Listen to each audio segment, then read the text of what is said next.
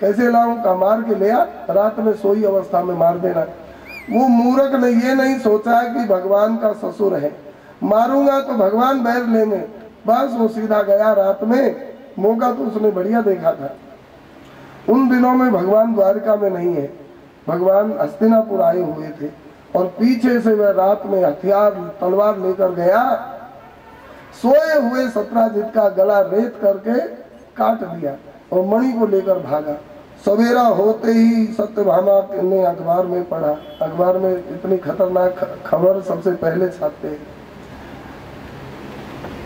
अज्ञात हमलावरों ने धारदार हथियार से सत्राजित का गला रेत करके काट दिया और भाग गए, मणि को लेकर भाग गए। सत्यभामा बहुत दुखी हुई। सत्यभामा विलाप करने लगी, रोने लगी। भगवान उस समय द्वारका में नहीं थे, भगवान हस्तिनापुर।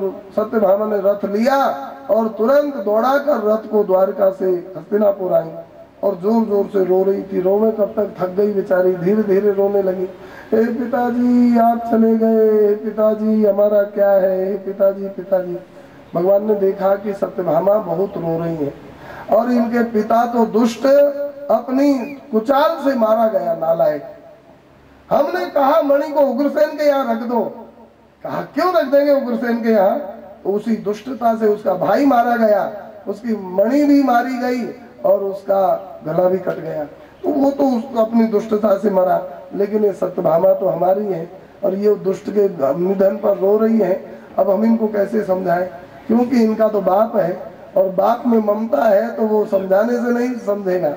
ममता रत सन ज्ञान कहानी, ममता रत सन ज्ञान कहानी, अति लोभी सन विरति बखानी, अति लोभी सन विरति बखानी। ममता जिनकी है वहाँ पर ज्ञान कहानी नहीं चलती है, लोभी के सामने वैराग्य नहीं चलता है। श्री भगवान ने सोचा पर इनको समझाना तो है, कैसे समझाओ? भगवान ने एक उपाय किया। हम लोग भी घर गृहस्थी में ऐसे उपाय से अपना आफत छुड़ा सकते हैं। क्या उपाय किया? भगवान ने सोचा समझाने से तो ये ज्यादा रोएंगे।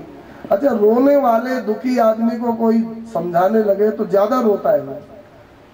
तब अब हम क्या करें? तो भगवान ने सोचा हम इनको क्यों समझावें, यही हमको समझावे, ऐसी परिस्थिति ला दो। तो भगवान ने परिस्थिति लाई। जिस पावर से सत्यभामा रो रही, उनसे दूने पावर से भगवान रोने लगे। सत्यभामा रो रही थी, हे पिताजी आप मर गए, हमारा कौन है? और भगवान रोए, हे पिताजी आप मर गए, अब हमारा कौन है? अब सत्यभामा घबरा गई और सत्यभामा ने कहा, प्रभु प्रभु सब ठीक हो जाएगा, आप थोड़ा शांत हो जाओ। सत्यभामा ने सोचा ये हमसे ज्यादा घबरा गए। तो भगवान ने कहा सब ठीक हो जाएगा। हे पिताजी कहा कि सब ठीक हो जाएगा। अच्छा ठीक हो जाएगा तो हम ठीक है ही हैं। बोलिए कन्हैया लाल की जय। हम समझावे क्यों? ये हमको क्यों नहीं समझावे? अब आपने तो नाटक किए और ये तो सचमुच रो रही थी। सत्यभामा का भी रोना खत्म हो गया। ऐसा उपाय कोई किया है आज तक? कहा हाँ जी। आपने गीता प्रेस के संस्थापक श्री जयदयाल गोविंदका जी का नाम सुना होगा। उनके परिवार में एक छोटा बालक मर गया, वही घटना है, यही उपाय उन्होंने भी किया।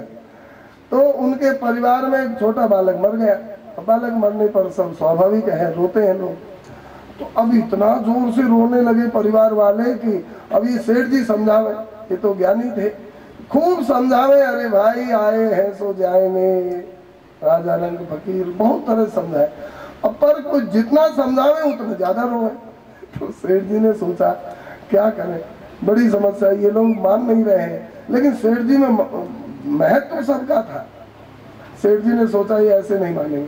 सेठ जी ने यही उपाय किया। अब जो ही सब रो ही रहे थे और सेठ जी बीचों बीच सबके जा करके और माथा पीट पीट करके, छाती कूट कूट करके और धरती पर पछाड़ खाकर सेठ जी बुरी तरह से रोने लगे।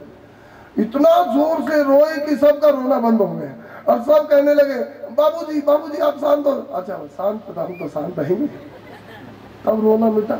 ऐसा उन्होंने उपाय किया, जोर जोर से रोए तो सबका रोना बंद हो गया। तो मान ही नहीं रहे, क्या करें? यही उपाय बहुत बढ़िया है।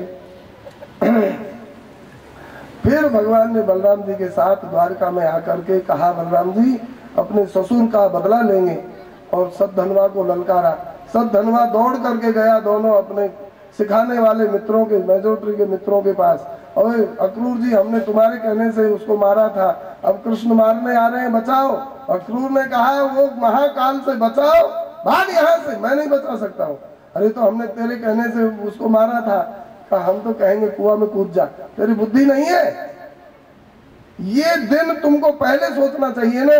बिना विचारे जो करे, बोल दो भाई, बिना विचारे जो करे सो पाछे पछताए, काम बिगाड़े आपनो जग में होत हसाए। जग में होत हसाए है?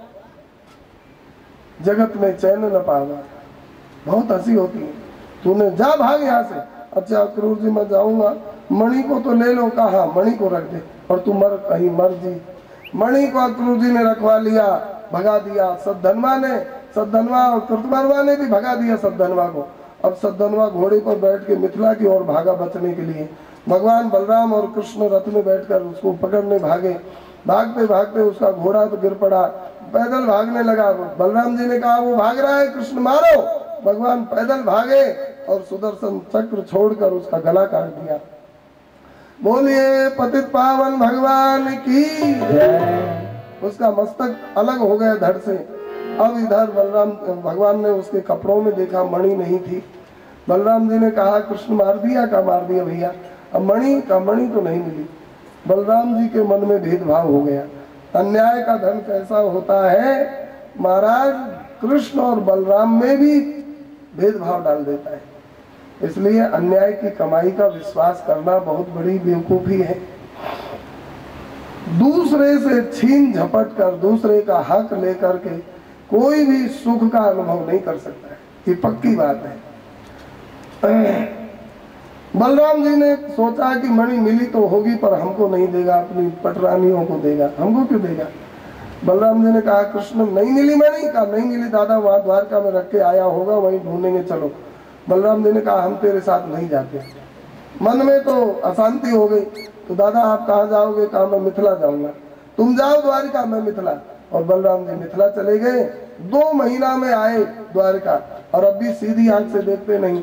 बलराम जी महाराज के इस स्वरूप से कृष्ण भगवान को बड़ा कष्ट हुआ। बाद में अक्रूर जी तीर्थ यात्रा करने निकल गए। काशी में जाकर बड़े बड़े यज्ञ करने लगे। बोलिए गुरुदेव भगवान की जय। कृष्ण गोविंद गोविंद गोपाला, कृष्ण गोविंद गोविंद गोपाला। भजो मुरली मनोहर नंद लाला, ओ भजो मुरली मनोहर नंद लाला। कृष्ण गोविंद गोविंद गोपाला, कृष्ण गोविंद गोविंद गोपाला। श्री भगवान ने अक्रूर जी को काशी से बुलाया और कहा, काका जी आपको मणि का कुछ अता पता हो तो बताओ। अक्रूर जी ने मणि को काख में छुपा रखा था। अक्रूर जी ने सोचा बच जाए तो बच ही जाए। अक्रूर जी ने कहा, कृष्ण तुम लोग जब द्वारका में रहकर मणि का पता नहीं लगा पाए तो हम तो यहाँ थे ही नहीं। भगवान ने सोचा कि सीधे अंगुली से घी नहीं निकलेगा, टेढ़ी करनी पड़ेगी। भगवान बहुत नाराज होकर बोले, काका जी आपको मणि का पता नहीं तो फिर सोने की गाय बना करके कौन अपने जेब के धन से दे रहे थे दान? दानपति अक्रूर की जय। कहां से हो रही थी जय जयकार? मणि से 8 बार सोना निकलता है, उससे ही तो जयकार हो रही थी। अक्रूर जी कांप गए, मणि निकल पड़ी। भगवान ने कहा, देखो दाऊ दादा मणि है यहाँ और तुम मेरे ऊपर संदेह कर रहे थे। अक्रूर और दाऊ दोनों कांप गए। भगवान को बड़ों का सम्मान करना आता है। भगवान ने पैराग्राफ बदल दिया लीला का और भगवान ने मणि को उठाकर उग्रसेन के खजाने में रख दिया और दोनों काका जी और दाऊ जी दोनों को मना लिया। दोनों प्रसन्न हो गए। इस तरह से भगवान काका वत्सल और भ्रातृवत्सल हैं। बोलिए भ्रातृवत्सल भगवान की जय। ये मणि की कथा बड़ी अद्भुत है। यस्त्वेतद् भगवत ईश्वर से विष्णुर्वीर्याढ्यम वृदिनहरम सुमंगलं च आख्यानम पठति शृणोत्यनुस्मरेद्वा दुष्कीर्तिम दुरितमपोयाति शांतिम। जो कोई समंतक मणि का उपाख्यान पाठ करे सुने, उसकी मिथ्या कलंक मिथ्या अपकीर्ति हो जाए तो वह मिट जाती है। हमने आंखों से इसका पाठ का चमत्कार देखा है। जो कोई कलंकित हो गया और कलंक का कारण नहीं, वह इस पाठ का अवश्य ही इस अध्याय का पाठ करे। इसके आगे भगवान के अन्य अन्य विवाहों की चर्चा है। अब जल्दी जल्दी विवाह हो जाएंगे। कितने ब्याह हुए अभी तक? 3। अब चौथा ब्याह सुन लीजिए। एकदा पांडवान् दृष्टुं प्रतीतान् पुरुषोत्तमः इंद्रप्रस्थं गतः श्रीमान युयुधानादिभिर्वृतः। एक बार पांडवों को देखने के लिए भगवान, पांडव क्या वस्तु है, पांडवों को देखने के लिए भगवान आते हैं हस्तिनापुर।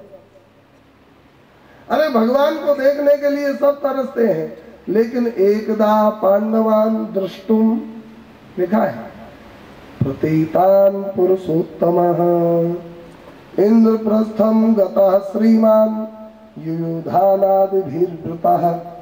भगवान पांडवों को देखने के लिए और हस्तिनापुर पधारे और वहां पर अर्जुन को एक बार साथ में लेकर के और जमुना जी के तट पर टहलने के लिए निकले। वहां पर एक देवी सुंदर तपस्विनी तपस्या करती हुई दिखाई दी। अर्जुन से भगवान ने कहा, देवी से पूछो कौन है, किसकी बेटी है, क्यों तप कर रही है, क्या चाहती है। अर्जुन ने जाकर पूछा, किम न आचरितम श्रेयो,